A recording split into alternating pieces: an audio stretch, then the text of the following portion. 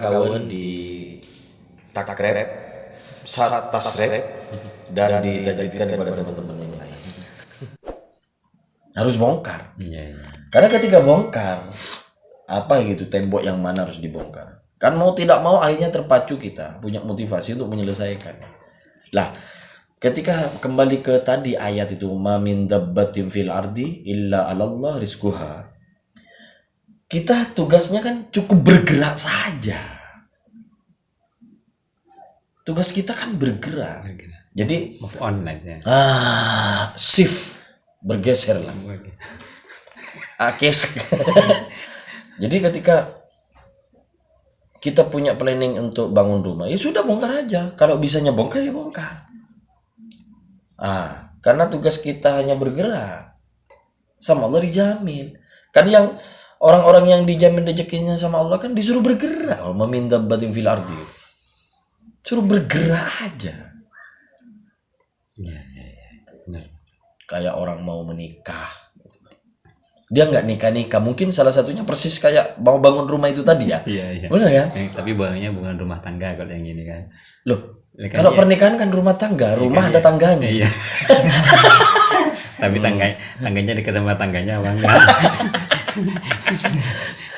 Lah orang nggak menikah kan alasannya itu tadi apa namanya?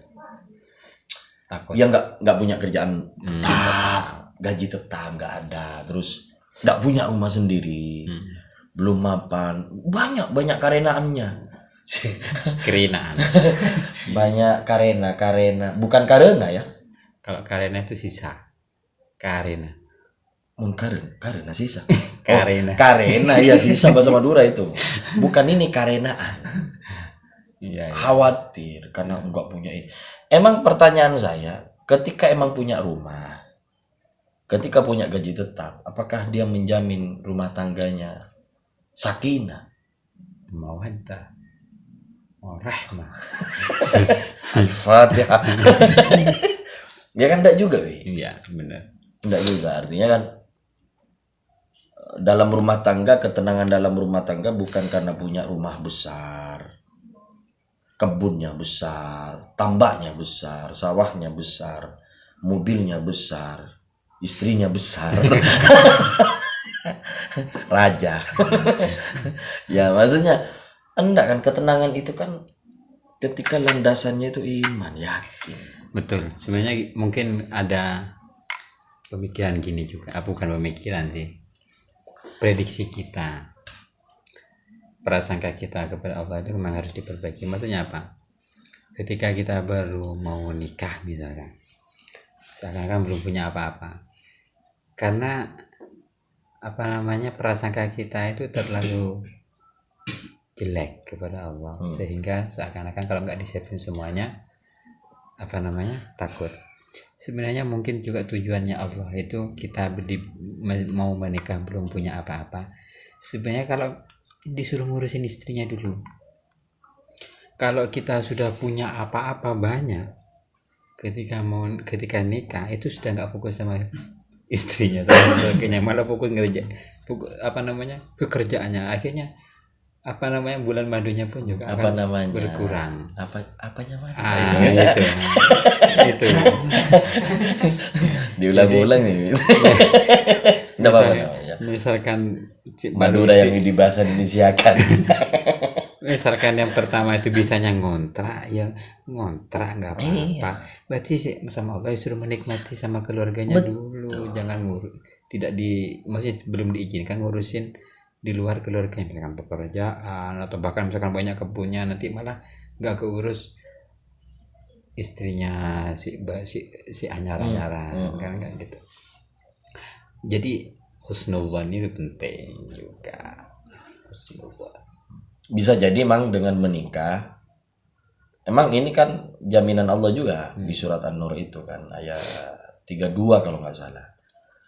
Jadi malah orang kalau menikah itu akan dikayakan oleh Allah, dibuka pintu harta karunnya, bukan pintu yang lain ya, harta karunnya gitu.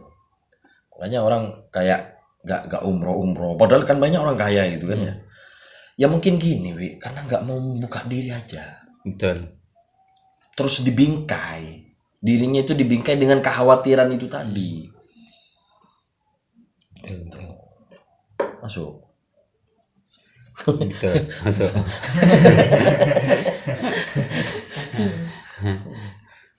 Ya, kita mencoba mengurangi diri kita, mengurangi kekhawatiran kita, mulai belajar lah apa menghadirkan Allah itu dalam diri kita, dalam setiap tindakan, setiap rencananya kita itu perlu menghadirkan Allah.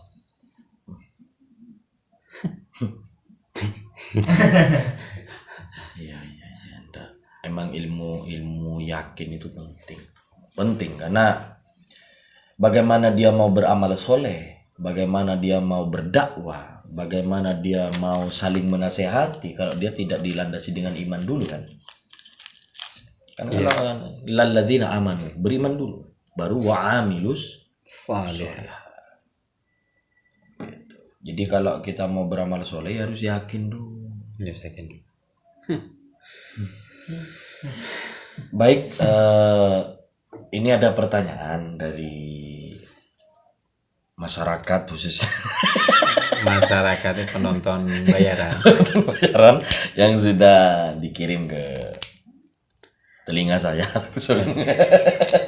Gitu Dan ya. mohon maaf karena sebenarnya penontonnya nggak banyak, karena yang diundang tidak banyak, akhirnya yang datang 2 orang. Ya itu.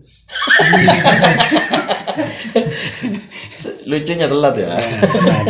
Aduh. Iya. Nggak, artinya kita tetap protokoler. Protokol. Sebenarnya kalau kita nggak batasi, Bisa datang semua. Tidak datang semua. Makanya karena kita batasi gerak-geriknya, kita kontrol terus, tanyain terus. Akhirnya ya alhamdulillah datang karena emang takut. Terus lagi kenapa juga kita batasi? Tanpa membatasi pun misalkan kita ngundang orang banyak pun nggak akan datang. Kenapa? Karena undangannya jam 11 malam. Selesainya subuh. Ya Allah, ya. Terus ya itu kebanyakan dari yang diundang itu WA. Kayak kita tuh WA. Kalau bisa besoknya aja berkatnya dikirim. Oh, beseknya itu ya. Berkatnya dikirim aja. Berkat itu namanya. Berkat. Barokah. Iya, ini ada pertanyaan. Saya tanyain ya. Iya. Sebentar saya sortir dulu ya. Ini ada pertanyaan ini. Menurut Awi, berdoa dulu, apa tawakal dulu, apa ikhtiar dulu? Gitu ya. Dan ini pertanyaan sifatnya nanti debat ya. Kalau debat saya bagian mendengarkan aja. Benar. Kira-kira Berdoa dulu, apa berdoa dulu, apa tawakal dulu, apa ikhtiar dulu? Ya. Kalau menurut saya ya Ustaz. Iya. Bukan menurut kita ini ya. Bukan. Ini menurut saya. Menurut saya kan itu sebenarnya tiga-tiganya bukan pilihan yang harus didahulukan. Tapi harusnya itu berjalan paralel, berjalan semuanya. Berjalan gitu, berjalan gitu ya. Semuanya. Jadi yang tiga-tiganya sekali gerak langsung tiganya dapat harus gitu ya. Harus dilakukan semuanya. Ya berdoa ya. Setelah ya itu ikhtiar berserah diri, setelah itu ikhtiar gitu ya. Iya. Artinya dalam satu lubang yang sama gitu ya. Harus masuk semua. Namun iya. Kalau misalkan ikhtiar aja, misalkan ikhtiarnya misalkan berdoa aja 1 bulan, ya nggak kerja, yang nggak melakukan nggak eksekusi istilahnya. Berdoa dulu misalkan sampai 1 bulan, ya kurang pas juga. Jadi emang harusnya tawakal, apalagi tawakal terus nggak turun dari masjid semuanya. Kerja terus sampai nggak berdoa ya. Kerja kayak misalkan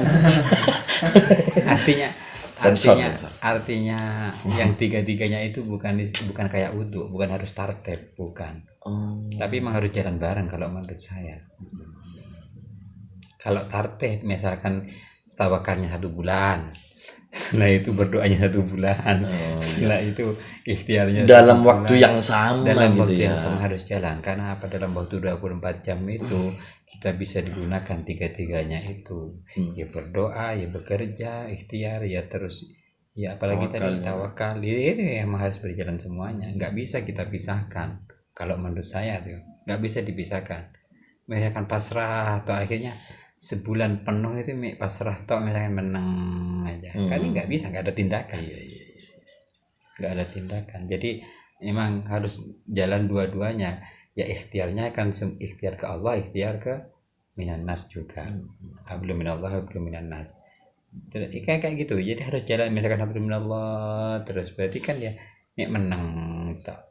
Jawabannya ya apa maksudnya? Kayak Imam Haramain. Mufti ya. Kayak mufti mungkin. Sebenarnya cocoknya Abi Mang di sana. Enggak pas, jangan disamakan terlalu jauh. Jauh. Apakah boleh Wi? Maksudnya samanya kita bikin tertib ya. Bikin tertib itu istilahnya ya. Boleh enggak? Ini menurut saya nih. Ya. Doa itu kan menurut saya kan dia tujuan, cita-cita. Proposal. Kok ketawa ya penonton bayaran? Kenapa? Kan sana Hah?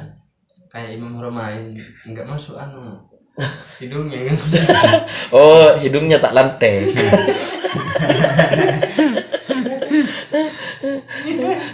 Apalagi kelihatan di kamera. Oh ya, ini kok penonton bayaran aku ikut komen. Boleh enggak, Wi? Saya mengartikan gini. Doa itu menurut saya kan tujuan. Cita-cita. Dream, mimpi ya. Iya. Nah, makanya kita berdoa dulu kepada Allah. Setelah berdoa kan nurunin tangan kan. Al-Fatihah kan nurunin tangan. Lalu kita tata hati kita, bertawakal kepada Allah tentang doa itu barusan. Setelah itu bergerak. Boleh enggak seperti itu? Ya boleh. Dengan waktu yang sama. Boleh kan.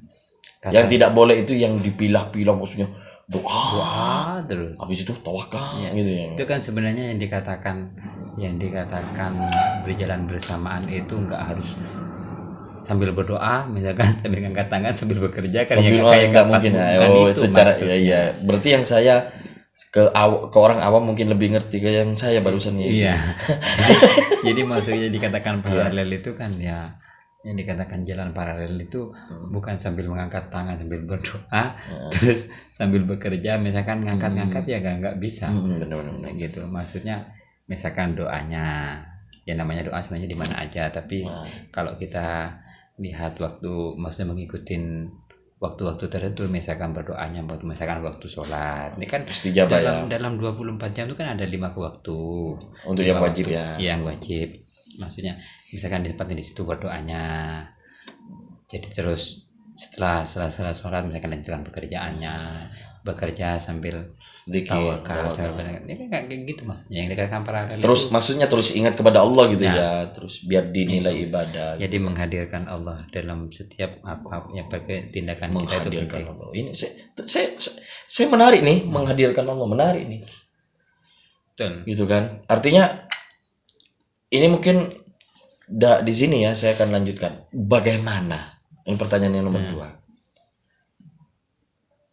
Bagaimana caranya supaya Allah itu hadir? Menghadirkan Allah gitu. Artinya kan ya mungkin kayak kalau undangan gitu. Gimana supaya orang undangan datang gitu kan? Ya kan dikasih undangan. Terus disiarkan ya pakai mic kan, corongan ya kan. Terus ada bunyi-bunyi sound, berarti kan? Iya. Caranya menghadirkan gitu. Cara menghadirkan. Kalau atau mungkin kayak penonton bayaran ini ada kerjaannya nih, caranya menghadirkan. Ya. Ngidupin lilin. Ini nih yang penonton bayaran. Ngidupin lilin. Caranya menghadirkan kan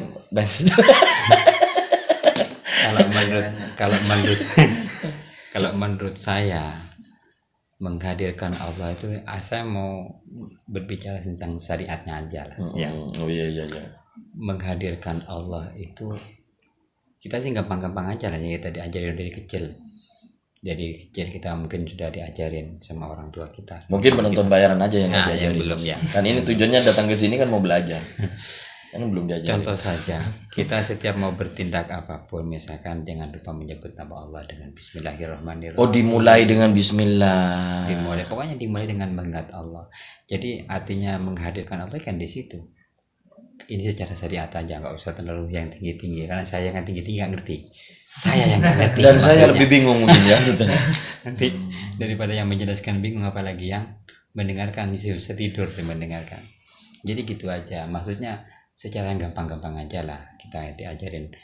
Mau kasarnya mau masuk ke WC aja kita diajarin berdoa. Itu kan menghadirkan Allah dalam setiap tindakan kita, biar semuanya walaupun kasarnya kita mau melakukan hal yang kotor, misalkan kayak mau masuk ke kamar mandi, Berdoa ya. berdoa, Keluarnya berdoa berdoa juga lagi. berdoa, karena yaitu menghadirkan terus Allah. Oke, sudah cukup.